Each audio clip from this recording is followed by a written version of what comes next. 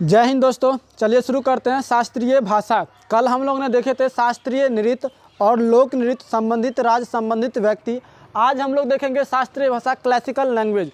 Classical language जैसे कि शास्त्रीय भाषा को दर्जा, शास्त्रीय नृत्य को जो दर्जा दिया था, शास्त्रीय नृत्य को उसने कौन सी संस्था दी थी? संगीत नाटक अकेडमी ने दिया था। तो शास्त्रीय भाषा को भी तो दर्जा किसी न किसी एकेडमी के द्वारा या किसी न किसी संस्था के द्वारा दिया जाता होगा, ऐसे ही तो नहीं दिया जाता होगा। तो देखिए, भाषा की बात कर रही है। अब हम थोड़ा देर इस पर डिस्कस कर लेते हैं कि इंडियन कॉन्स्टिट्यूशन, भारतीय संविधान की भाषा। तो भाषा अगर देखेंगे तो भारतीय संविधान की भाषा किस अनुसूची में वर्णन है, थोड़ा सारा उसका डिटेल्स देख लेते हैं। तो किस अनुसूची में है? अगर अनुसूची पूछेगा तो भाषा किस अनुसूची में रखा गया? तो 8वीं अनुसूची में रखा गया भाषा। भाग पूछ देगा तो किस भाग में रखा गया? भाग 17 में। और अनुच्छेद पूछ देगा तो अनुच्छेद किस अनुच्छेद में रखा गया? 343 से लेकर 351 तक में है। मूल संविधान में ना, मूल संविधान में कितनी अनुसूची थी? 12 अनुसूची थी। और अभी वर्तमान में हमारे 8वीं अनुसूची, यानी 8वीं अनुसूची तक, यानी वर्तमान में 12 अनुसूची है। और मूल संविधान में कितनी अनुसूची थी? 8। और 8वीं अनुसूची में ही भाषा का वर्णन किया गया। किसका वर्णन किया गया? भाषा का। अब भारत का ऑफिशियली भाषा क्या होनी चाहिए, इस पर क्या होनी चाहिए? हिंदी होनी चाहिए, इंग्लिश होनी चाहिए, संस्कृत होनी चाहिए, तेलुगु होनी चाहिए या तमिल होनी चाहिए? वही बात हम करते हैं। तो शास्त्रीय भाषा, क्योंकि अगर हम देखेंगे तो हमारे भारतीय संविधान के भाग में कितने भाषाओं का वर्णन किया गया है? 8वीं अनुसूची में कितने भाषा को रखा गया? 8वीं अनुसूची में 22 भाषाओं का उल्लेख किया गया। कितने भाषाओं का? 22 भाषाओं का। इसी 22 भाषाओं में से किसी न किसी भाषा को तो शास्त्रीय भाषा का दर्जा दिया होगा, क्लासिकल लैंग्वेज का। किसी न किसी भाषा को तो दिया होगा। और कुल कितने क्लासिकल लैंग्वेज है? कुल कितने भारत में क्लासिकल भाषा है, मतलब शास्त्रीय भाषा? ये पूछेंगे कि भारत में कितने ऐसे भाषा जिससे शास्त्रीय भाषा का दर्जा मिला है। शास्त्रीय नृत्य का कितना है? 8 बताए थे। और शास्त्रीय भाषा कितना होगा? 6 होगा। कितना होगा? 6। तो इसमें क्या पूछेगा कि किस भाषा को किस वर्ष शास्त्रीय भाषा का दर्जा दिया गया था? कौन कौन सी भाषाएं को शास्त्रीय भाषा का दर्जा दिया गया है? किस भाषा को किस वर्ष दिया गया? तो इसको हम मैप पर भी देखेंगे और ट्रिकी तरीका से देखेंगे। देखो, शास्त्रीय भाषा का दर्जा कौन देता है? जैसे कि शास्त्रीय नृत्य का दर्जा कौन दिया था? संगीत नाटक अकादमी, जिसकी स्थापना 1953 के तहत किया था।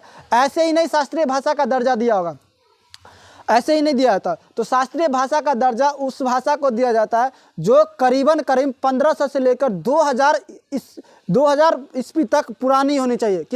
कितने वर्ष पुरानी होनी चाहिए? 1500 से लेकर 2000 वर्ष पुरानी होनी चाहिए भाषा।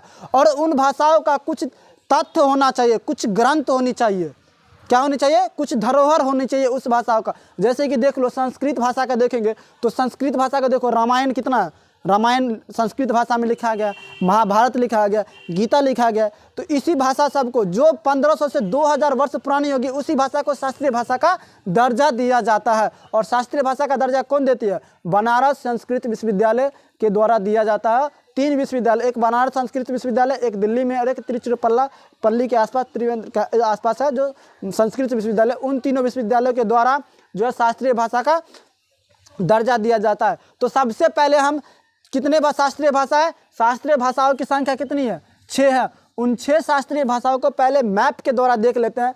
देन हम लोग देखेंगे ट्रिकी की तरह, ट्रिक पर देखेंगे, ट्रिक पर कैसे याद रखेंगे। तो सबसे पहले इस क्षेत्र में जब आओगे देखोगे तो इस क्षेत्र में क्या है? कर्नाटक है। क्या है? ये यहाँ पे पड़ेगा कर्नाटक। तो कर्नाटक का एक भाषा याद आना चाहिए। कर्नाटक में कन्नड़ है। क्या है? कन्नड़ भाषा को शास्त्रीय भाषा का दर्जा दिया। इसके जस्ट नीचे केरल है। क्या है? केरल।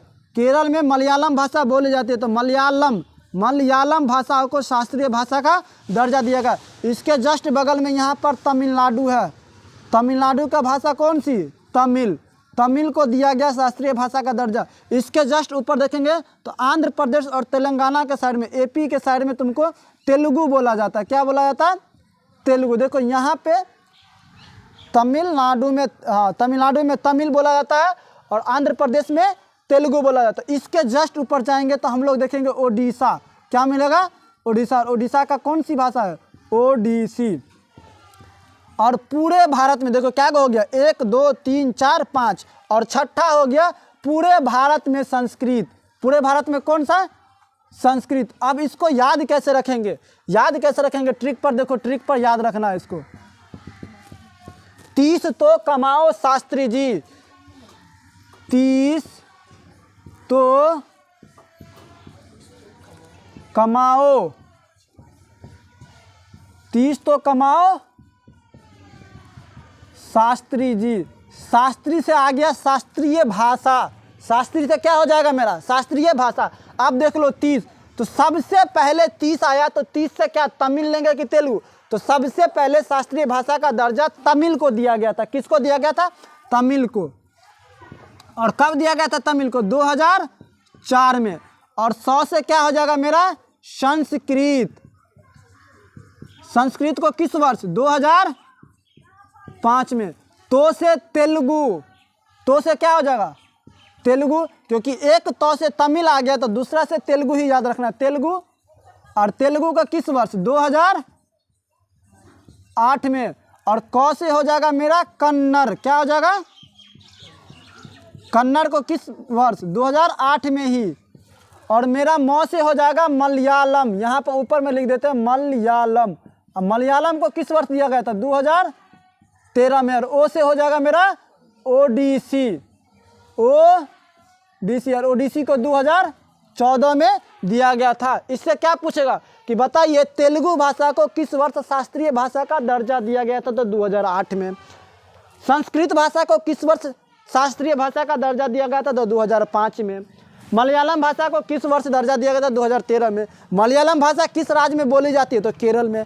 कन्नड़ भाषा किस राज्य में बोली जाती है? तो कर्नाटक में। तमिल भाषा किस राज्य में बोली जाती है? तो तमिलनाडु में। तेलुगु भाषा किस राज्य में बोली जाती है? तो आंध्र प्रदेश और तेलंगाना वाला क्षेत्र। और ओडिसी भाषा तो उड़ीसा। और संस्कृत पूरे भारत में। हो गया मेरा शास्त्रीय भाषा यहाँ पर खत्म हो गया। मिलते हैं कल के क्लास में। और कल लेके आएंगे हम लोग प्रमुख महोत्सव एंड प्रमुख महोत्सव लेके आएंगे, फेस्टिवल लेके आएंगे कि किस राज्य में कौन सा फेस्टिवल मनाया जाता है। जैसे पूछ देंगे कंचोत उत्सव कहाँ मनाया जाता है? कंचोत जम्मू कश्मीर में मनाने वाली एक करवा चौथ का ही रूप है। मर्रू महोत्सव कहाँ मनाया जाता है? तो मर्रू हो गया राजस्थान में। ऊँट महोत्सव कहाँ मनाया जाता है? तो राजस्थान के बीकानेर में। यही सब लेके आएंगे कल। तब तक मिलते हैं कल, तब तक के लिए जय हिंद दोस्तों, जय हिंद, जय भारत।